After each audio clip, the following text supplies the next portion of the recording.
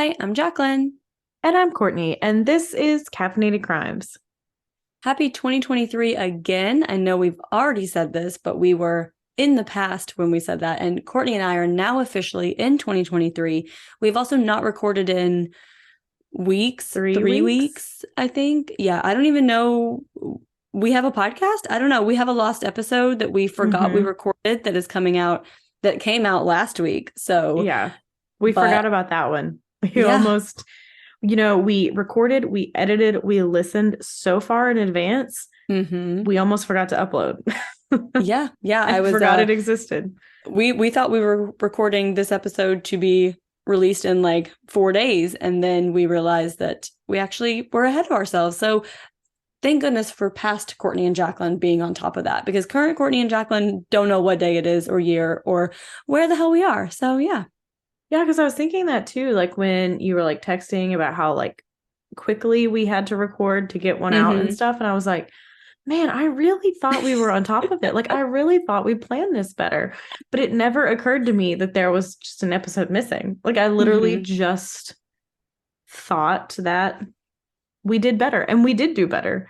Yeah. But I We doubted just didn't know myself. it. So I got to Yeah. stop doing that. I got to start believing in myself. You'd be like, Jacqueline, you have this episode. You need to put it somewhere, okay?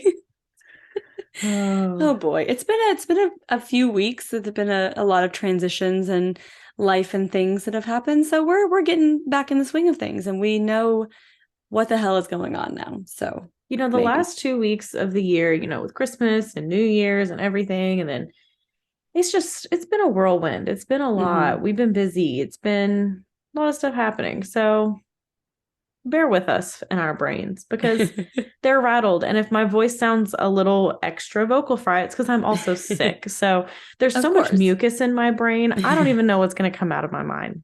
My mind? My Yep, mouth. exactly. See, I'm telling you guys, wasn't even planned, wasn't a joke. Yep. There it is. Off to a great start. Yeah, it's going well. Um, But yeah, since we last recorded, there were only a few updates that we had. I'm sure there was more, but didn't really see a whole lot. Probably more before we could even like cycle through the news to see what the hell has happened. Because again, we don't know where we are or what day it is or what's happening. But in pretty big news, we had talked about the University of Idaho stabbings a few weeks ago. At this point, a month, 2 months ago, I don't know, but fairly recently.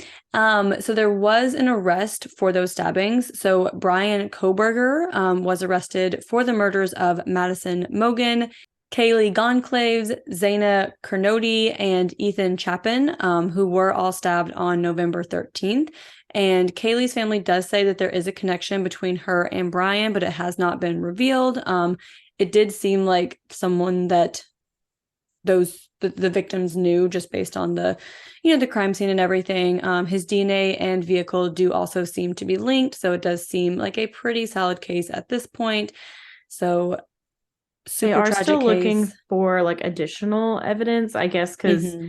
the DNA was like in the house. So I guess that could kind of, since it was kind of a party house, they're just looking for more like True. solid things to Yeah. like go off of. But the stories coming out of like people's experiences with Brian Koberger are like super chilling. Like, because he Yeah. was a PhD student studying criminal justice, and like there's like TikToks, and I hope they're not lying, but of like his students being like, the day after it happened, he came in and was very stoic and was just talking about this case. Like, Mm. class, let's talk about it. And so Ugh. just, and other just stories of just, certain things with him. So, but if you have like any information, I don't know how many Idaho, or well, he lived in Washington. They were like Mm-hmm. right across the state border. Mm-hmm. If you have any information, just pass that along to the police. I'm sure by the Yes, time you hear please. this, you'll have known you should do that, but just in case. But I do feel like there is pretty strong evidence to like charge him with 4 counts of first degree murder, Mm-hmm. arrest him, extradite him. But I think the police is asking just for anything they can build their case. So it's like a solid, no doubt about it case. Yeah. And then hopefully by the time this comes out, we'll have more of an update on this, because time it comes out, it will have been like 2 weeks later. But on the January 2nd Monday Night Football game, which was the Buffalo Bills versus the Cincinnati Bengals, one of the players did, after a tackle, go into cardiac arrest. His name was Damar Hamlin. It was a pretty terrifying video, personally watching it, because I feel like this sounds horrible. Not that you're used to seeing, but like a lot of times when people go down, it's like a head injury or something. And this, like, you didn't see that. They were forming, a wall around him and everything. So they did reveal later, like, his heart did appear to stop on the field. They did have to do CPR and use like a defibrillator to try and bring him back. He is currently in the hospital in critical condition. I've seen some varying updates that things are taking a positive turn, but again, still in very serious condition. I mean, very serious injury.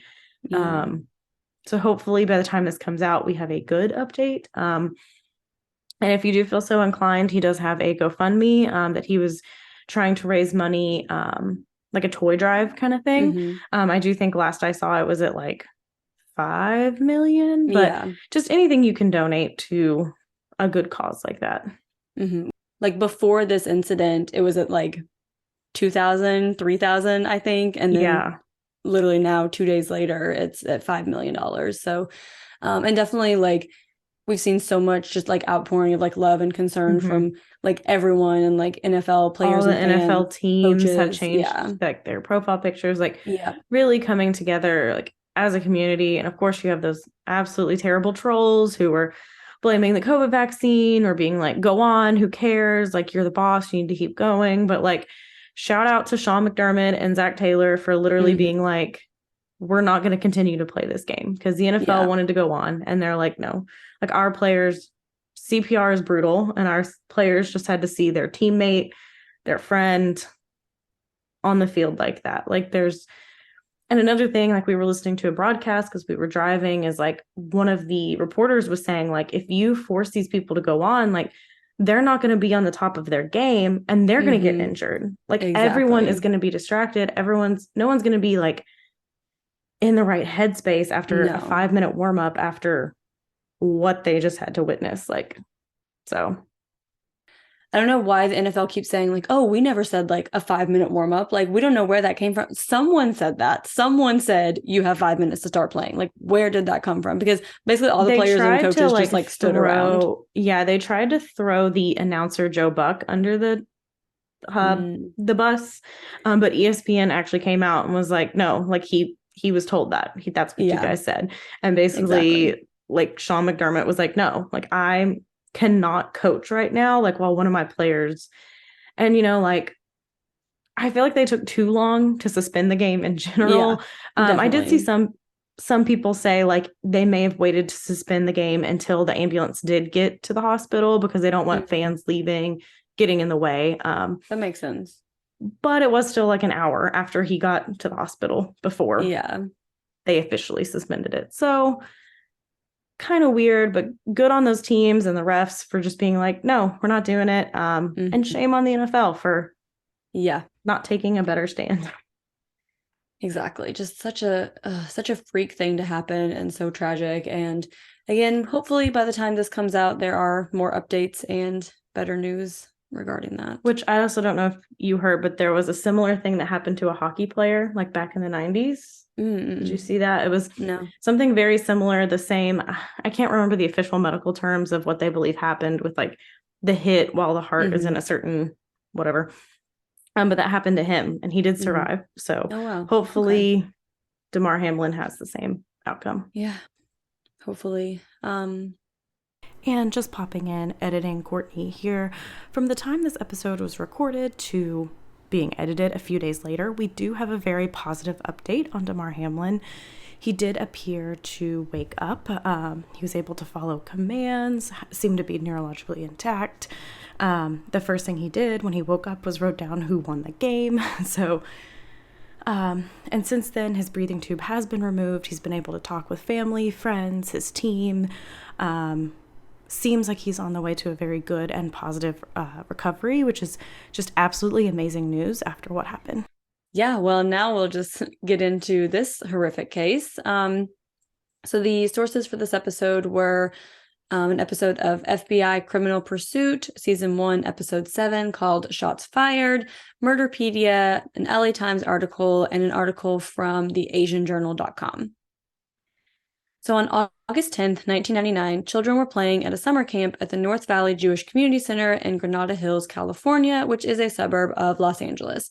So this summer camp did play a pretty crucial role in their community for children whose parents are working. You know, your kids are out of school for the summer, like you need someone to supervise them. Like there were hundreds of kids here, like really big for the Jewish community in this area.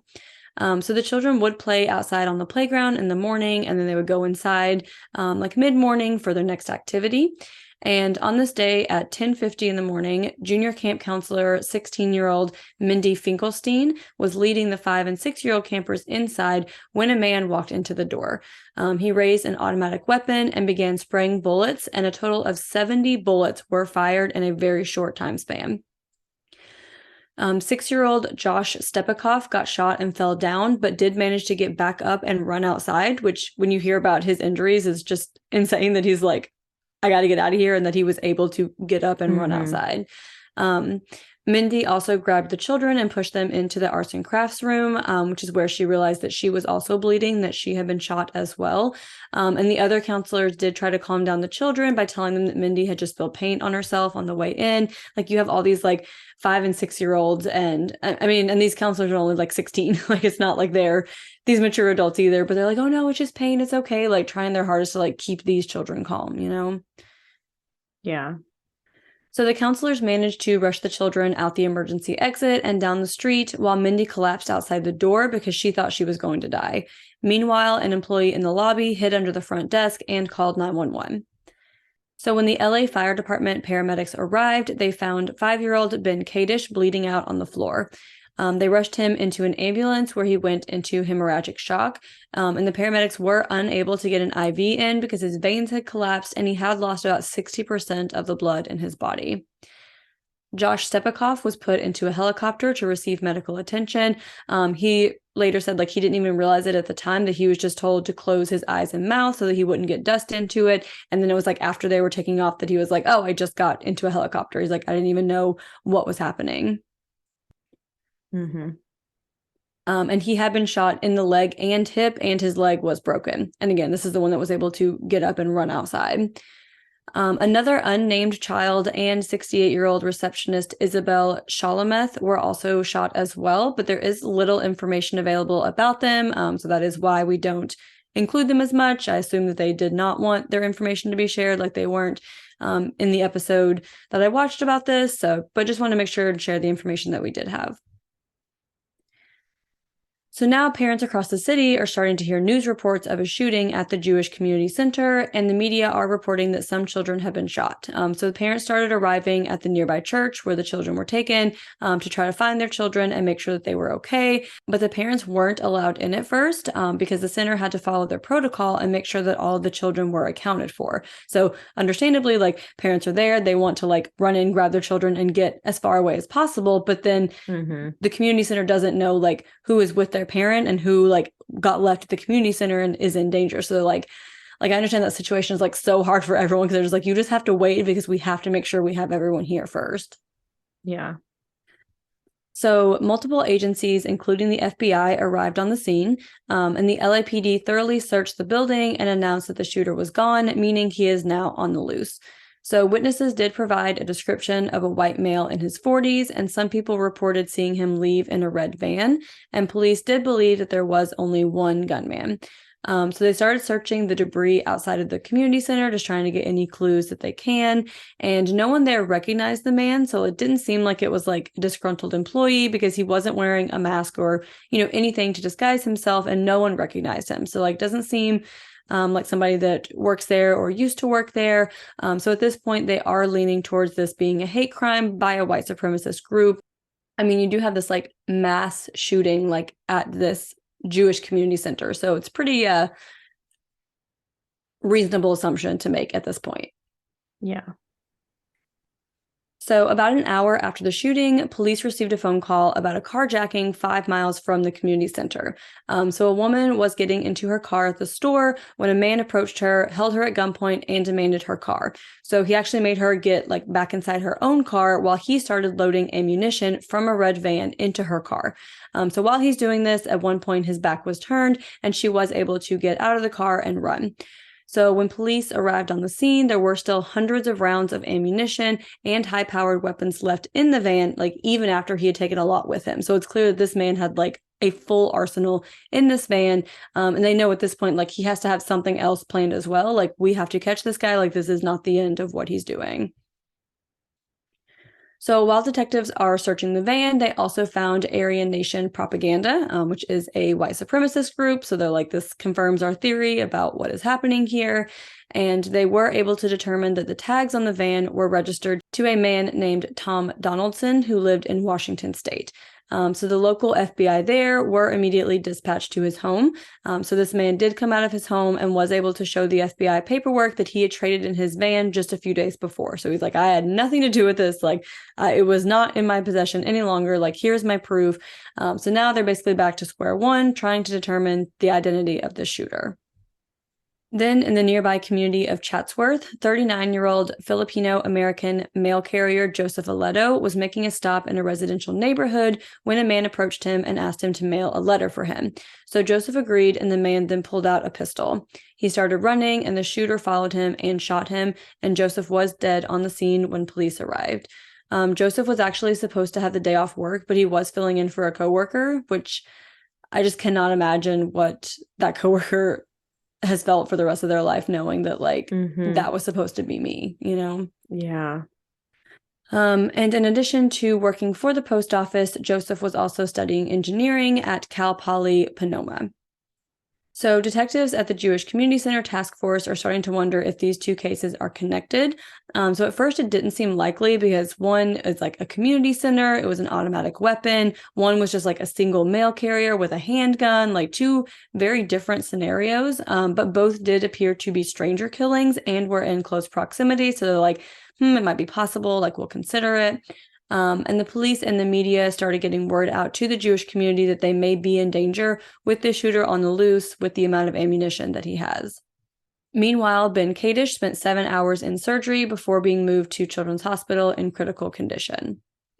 So the woman's stolen car was found outside of Chatsworth Hotel, which was 8 miles from the community center. And the FBI arrived and found ammunition in the car, and the hotel parking lot was evacuated, and the bomb squad was called in to clear the car. So then the LA SWAT team had the task of going through and searching the hotel room by room and evacuating all of the innocent bystanders. But the whole time they know that any door that we knock on may be this man who has a full arsenal at his disposal. So it's that's terrifying to know that each door you're going to, you're he might be behind this one. But after 11 hours, it was determined that the shooter was not inside the hotel. Meanwhile, Washington FBI agents were able to track the red van to a used car dealership in Tacoma, where they found a purchase contract for a man named Buford Furrow. So when they saw his photo, they thought it was likely that he matched the description given to them by witnesses at the community center. So Buford Furrow was an engineer who worked for the company building the stealth bomb. He did have secret clearance, and the background check on file for that clearance included names and addresses for close friends and family. So now a manhunt with a lot of help but for Furrow began. So his name and photograph was also released to the media in the hopes that someone would see him and turn him in. And the FBI also started building their profile. So he was an only child whose father had been in the Air Force, and his family moved around a lot. He graduated high school in 1979 and joined the Army, but he was discharged because of a bad knee. And he became an engineer and defense contractor in California until he lost his job. So once he was unemployed, he started getting interested in the white supremacist movement, which if you lose your job, let's not go there. You can find better things to do with your knitting club. Free time. Yeah. Would be much better. Uber. Not this time, but bake bread, Yeah. Something. Anything any of us did during the pandemic. Yeah. which unfortunately a lot of people joined white supremacist movements. Yeah, I was gonna Anyway, say that that does seem like a common trend here. Okay. yeah. Okay. So moving on, he did soon become obsessed and started hanging out at the Aryan Nations compound in Hayden Lake, Idaho in the early 1990s. So he met Debbie Matthews, who is the widow of Robert Matthews.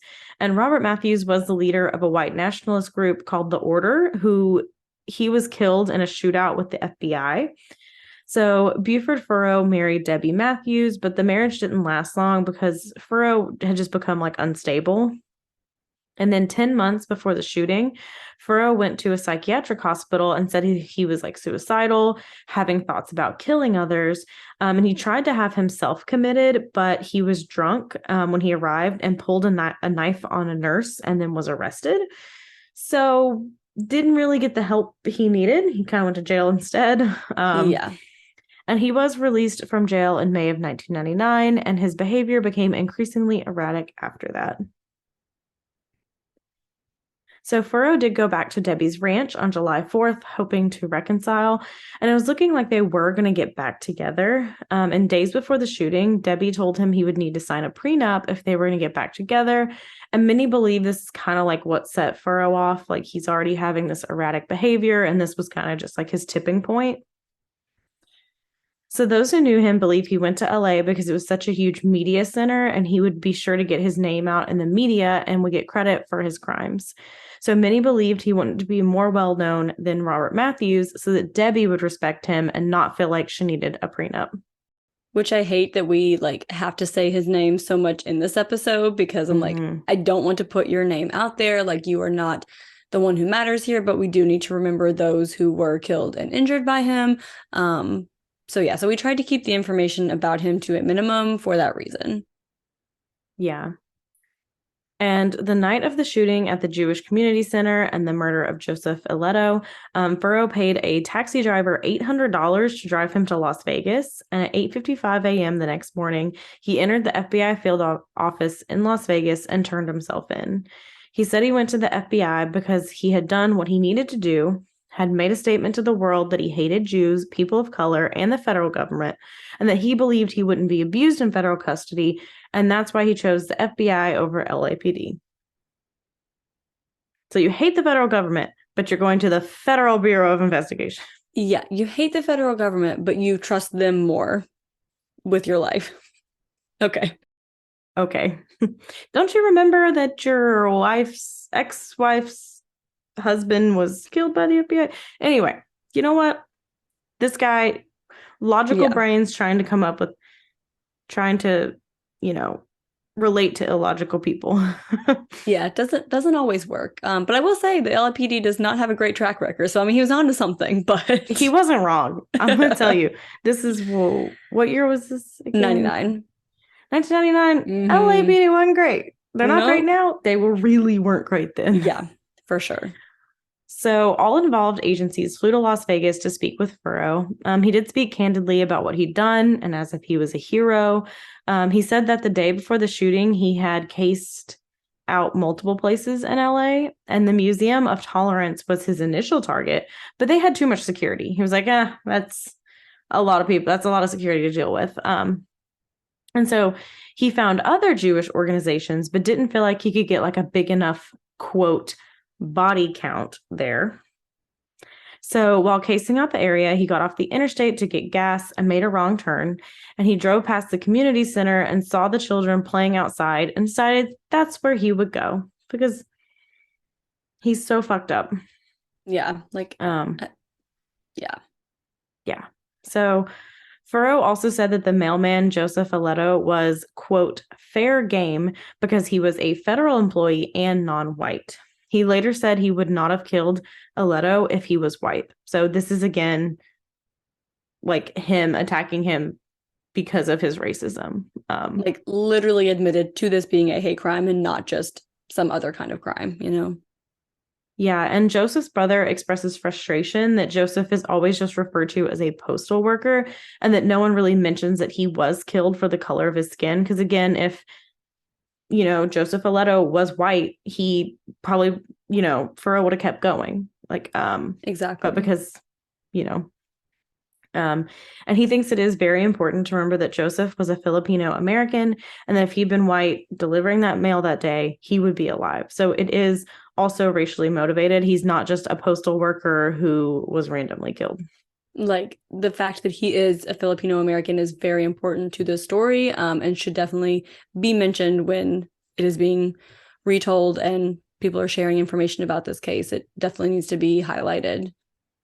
So Ben Kadish remained unconscious 5 days after the shooting and was hospitalized for 6 weeks. He returned home in a wheelchair and a colostomy bag, but he did make a full physical recovery. And he actually got to ride home in a Los Angeles Fire Department fire engine. And Josh Stepakoff suffered from PTSD with like loud noises and helicopters. And Mindy Finkelstein said it took her a while to recover as well. So obviously, these are all very young people. And so the trauma from that it's a lot. And so for a while, it is really hard, not only to recover physically, but like mentally and emotionally from this trauma. Exactly. And, we're only talking about these few who were shot, who have been interviewed and have spoken out. And you have the two that were shot that haven't really, released much. And then also everyone that was shot at, everyone that witnessed it, every parent that heard that there was a shooting at the center where their child was, like all of every these people. Parent across town who also sent their children to summer camps at Jewish community centers. Yeah. Like exactly the trickle effect. like just so much trauma on such an extreme level. So Buford Furrow was extradited to Los Angeles for murder, felony possession, and felony use of a firearm. He did plead guilty to all charges, but he said he was mentally ill. In March of 2001, he was sentenced to life in prison without the possibility of parole, and the sentencing judge said there was too much documentation of mental illness for him to receive the death penalty. So they didn't sentence him to death penalty, but they're like, you're just going to stay in prison forever. Yeah, like you don't need to get out, but we can't sentence you to death.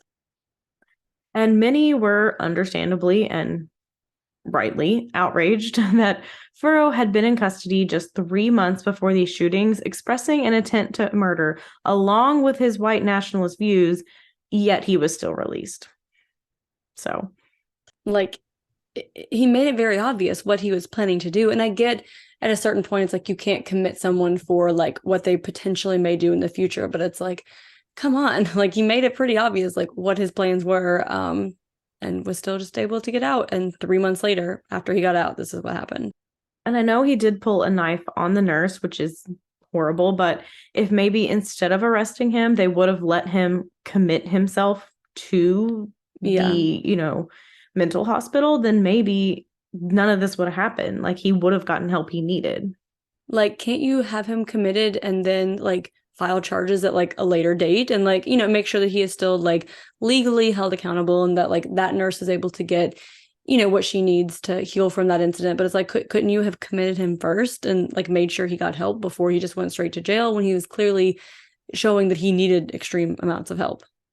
Yeah. Or like when you release him, part of his release be you have to do so long in the like something. I mean, maybe I'm thinking of 2023 terms when this is 2001. True. But still, there could have been options. So in 2009, Furrow wrote a letter to his victims apologizing for his actions and saying that he has since denounced his white supremacist views. So many of the victims and their families kind of have trouble believing he's sincere because it's like, okay, sure. Joseph Ileto's family said it is a positive thing that he says he's changed and that it gives them hope that others can be rehabilitated as well. But that doesn't change the fact that their family member is gone. He still murdered one of their family members. And Alan Stepakoff, who's Josh's father, said he is glad that Furrow has renounced his ways, but it doesn't change what he did. And they're not certain like of his sincerity. So they're like, I hope you did. I'm glad you're renouncing it. Don't really believe you, and you're still going to sit in prison. Yes, like great. I hope that's true, but it does not change anything. Like, and also, is it really true? We don't know. Yeah, and Ben Kadish and his family continue to advocate for stricter gun laws. Ben told the Orange County Register, it's hard to say everything's going to be okay because nothing is changing on the gun side of things. It's a matter of when, it's not a matter of if. 20 years ago when my shooting happened, it was a matter of if, not when. So, Which I just thought that quote was like so chilling because it was like it's so mhm. true. Like when it happened to him, it was like such a freak thing, like unheard of. And then now it's like it's literally daily news everywhere. And I thought that Yeah, quote was just gut very wrenching, you know? powerful. Yeah. So, a post office in Chino Hills, California, was renamed the Joseph Ileto Post Office, and his family continues to speak out, attend marches, and advocate for legislation that helps combat Asian American racism. His family has attended multiple events in remembrance of this crime, where only the Jewish community is mentioned, and no one even says Joseph's name, who is the only fatal casualty of this day. Like, of course, he did target these children in Jewish Community Center, but Joseph Ileto is the only person who was like murdered that day. So one of Joseph's family members says, kind of on the Asian American racism, I was told that my skin wasn't dark enough to know what racism is, but yet we had a white supremacist in our life telling us to go back home because we took up their schools and took up their jobs and we don't belong here. So it made us want to speak out more. And the Aletos have received death threats and eventually did have to move houses. The family has used Joseph's name in an acronym for their fight called Join Our Struggle, Educate and Prevent Hate, Instill Love, Equality, and Tolerance for Others. So, this is the tragic story of the murder of Joseph Ileto and the shooting of Josh Stepikoff, Mindy Finkelstein, Ben Kadish, Isabel Shalameth, and an unnamed child. Just like it's every time we talk about white supremacists, it's just like, what is wrong with you that like how do you have so much hate to Mm, want to take out a group of people based on race, religion, nationality? Like I just cannot understand at all. I don't either. It's so tragic, and it's just nobody is better than someone else because of the color of your skin, because of your religion, your sexual orientation, where you were born, where you live, where you choose to live. Like no one is better than someone else because of any of those factors. So we need to just, I don't know. I don't even know how to change because people keep trying to change. And then, as we said during COVID, young, a lot of young people who spent a lot of their time on the internet kind of got like brainwashed into these more of these things. So I will say to be careful if you do have kids who are on the internet a lot. They are trying to Yes. sneak it into I'm not saying, Peppa Pig is trying to, but they can make fake YouTube videos that Yes. will slowly start to put stuff in and watch out for your kids, especially teenagers, being on message boards and stuff like that. Like Yeah. things like that where they can just get so like what's the word? Like indoctrinated Yeah. into this whole thing. So just watch out for that. And if you are indoctrinated in that, I don't really know why you're listening to us. But also go fuck yourself. Because yeah, like they start out so like small with like seemingly like innocuous thing that's like, oh, have you ever considered this? And then it's just like, and then it slowly builds and builds and builds, and before you Yeah. know it, you're like, everyone who's not white is the devil, and it's just like, Yeah. it's It's insane. a And slippery slope. So just be yeah, careful. And just watch, especially like what your kids are doing on the internet, because it is so easy now for these people to start trying to recruit people young, yeah. and just slowly putting those ideals into their head, with fake videos and message boards and just stuff like that. So It's like the internet is like so toxic and just full of like so much garbage, and it's insane. It also was so sad to me because Ben Kadish's family was like interviewed for this news segment, and his mom was saying that like her parents were Holocaust survivors, and she's like, I never would have imagined that like my child would also be shot for being Jewish. Like she's like, yeah, I thought we had come so far, and like literally she has it on like both generations, and now here we both are how many generations, years later, and and it's not any now better. here we are again, and This still you happens know, every fucking day, yeah. every day. And so does Asian American racism. We saw the Yes. shooting in the salon in Atlanta. We see a lot of this, and it is like not talked about as much. So it's Yeah, like also very, very important.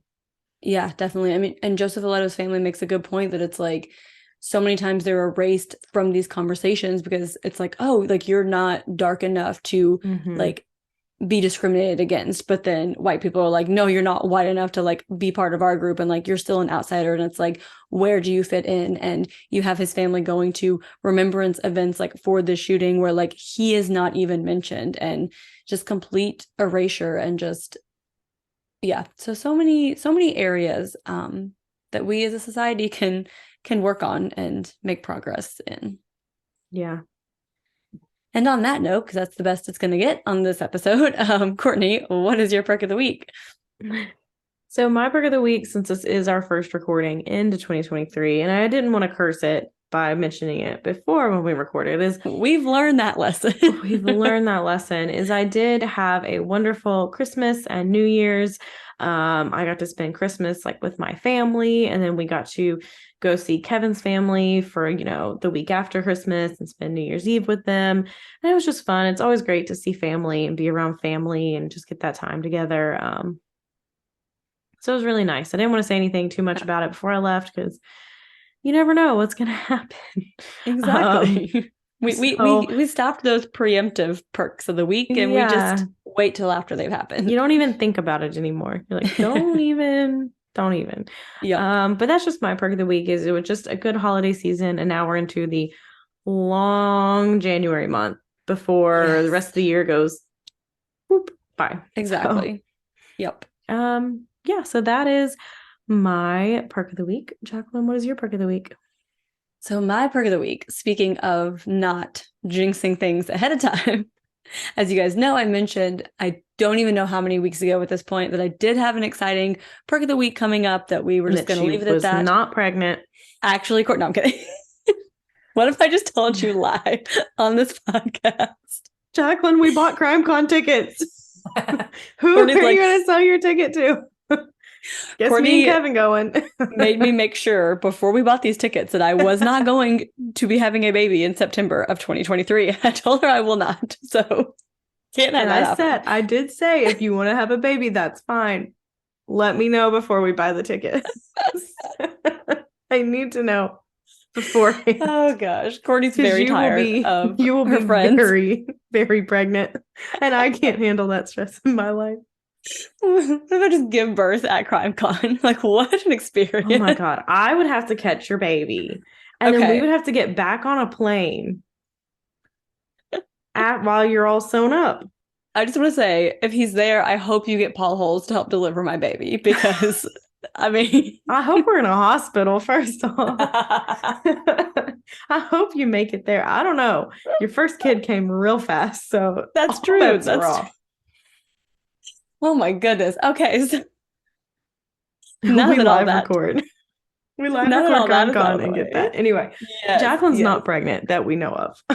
Yes, I'm not pregnant. But my perk of the week is that my family and I did move our happy little selves back to Knoxville, Tennessee. So I now live approximately 11 miles from Courtney. So like I could 20 minutes. Yeah. Be at her house in 20 half of a podcast episode. Right? Like, I couldn't even listen to a whole podcast in the time that it takes me to drive from my house to her house. And I used to be able to listen to like, 10 podcasts. Yeah. Depends on how long your podcast is. That's true. I was assuming an hour. Yeah, that would make more sense. But yeah, so this has been in the works for quite some time, like officially going back to Courtney's wedding. So after her bachelorette party and all that fun stuff, we're like, man, like maybe we should try to make the move back. Like we have a baby now. It'd be so nice to be with our family and our friends and all that good stuff. And then after Courtney's actual wedding, like we started talking about it. And literally by the time we got back to Virginia, we're like, okay, we're going to do it. Like we've gone back and forth for a while, and for sure we're going to make this happen. We wanted to make it happen by the end of 2022, and we did it. We closed on our house by here. The skin of your teeth. Yes. December 21st. Like we just barely slid in at the end of this year. Did not get into my house until the 27th because of a lot of issues that, which is why we didn't bring this up ahead of time, because you just don't want to jinx anything. But as far as out of state moves go, especially those with a toddler and 2 dogs and a cat, selling one house, buying another. It went pretty damn smoothly. So I will say that. You had a few bumps, but overall smooth transition. Yes, exactly. So now we are here. I am in this new house. Like I could yell at Courtney and she could hear me, not really, but it's the sentiment is there. We're super close. It's there. Yeah. Yeah. I don't even know what else there's to say about that. Yeah, but I'm just so excited, and I'm so excited. It's exciting, and you are welcome, world. That my wedding and all the fun you had, if you were invited, is what brought Jacqueline back to Knoxville. I will take credit for that. For sure. 100%. So we are all moved into our new house. We are mostly unpacked. Courtney and Kevin painted my baby's room the day we moved in because, that's the kind of friends that you need in your life who will come over and eat some takeout hibachi and paint your baby's room. So that's all you need. Yeah. If you want to tell us about your friends, about your Christmas, your New Year's, your new house, your old house, your future house, but you don't want to curse it. Your wedding. Basically, literally, how your 2023 is going. Not off to a great start on this front, but it's going. If you want to tell us about any of that, you can do so on Instagram at Caffeinated Crimes Pod, on Twitter at Caff Crimes Pod. That's CAFF Crimes Pod. I was about to make an Elon Musk joke, but I'm just going to keep going. We're on Facebook at Caffeinated Crimes Podcast. We're on YouTube and TikTok at like Caffeinated Crimes. And then if you feel so inclined, even though the episode itself was good, but the ramblings before and after are a little crazy kooky, you can get more of that on Patreon. You can come hang out with us once a month. You can listen to our bonus episodes, which you got, a few weeks ago. You got a little taste of like what the bonus episodes are like, just all that. You can do so on patreon.com/caffeinatedcrimes. And maybe we will have more TikToks and more YouTube videos and those fun things since we are in the same city now. So you don't even know what's coming. So much to look forward to. We don't even know. 6 hours apart is very difficult. We did one and I said, I'm not doing this again. It took like a full day. Like it was quite the ordeal. It was hard. Just getting the sounds lined up. You need to really record it in the app. That's exactly ideal. Yeah. So we'll see what we can do on that front. So hopefully you got some more fun stuff for that coming. If you want to start out our 2023 on a fantastic note, you could leave us a review on Apple Podcasts, a lovely little 5 stars. Love you guys. You're great. Again, we're going to be at CrimeCon in September. That's a long way from now. Don't know what that has to do with right now. So you probably need to buy your tickets now because it's expensive. Start planning. True. Yes. Get on that. And we would love to meet you guys there. Let us know if you're going to be there. Again, this is January. I don't know why I'm talking about this. We'll bring some goodies. I don't know what, but we'll bring some. For sure. So I think on that note, go have a cup of coffee. And don't commit a crime.